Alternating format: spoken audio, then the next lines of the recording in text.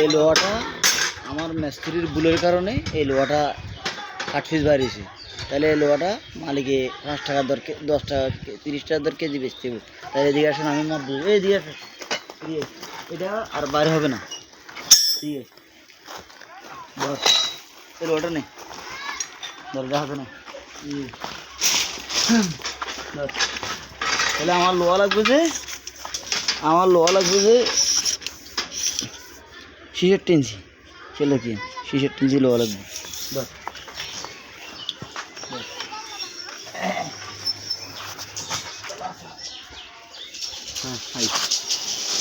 দেখা যাবে ঘরে কাঁচা সব দেখা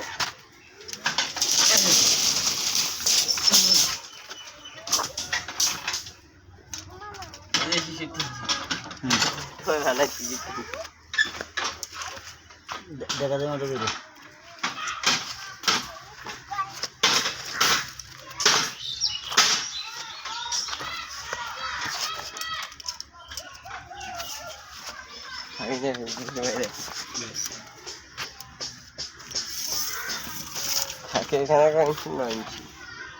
তাহলে এই যে 9 ইঞ্চি লোহাটা আপনারা দেখতেছেন, তাহলে আমার লোহা লাগতেছে 7 দাগ লোহা লাগতেছে। তাহলে লোহা এখানে আছে 9 ইঞ্চি মাপের পরে।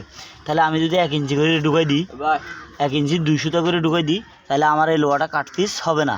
তাহলে ওনার লোহাটা বরবাদ যাবে না, লোহাটা বরাবর ঠিক থাকবে। এটা এইভাবে সবাই কাটার চেষ্টা করবে।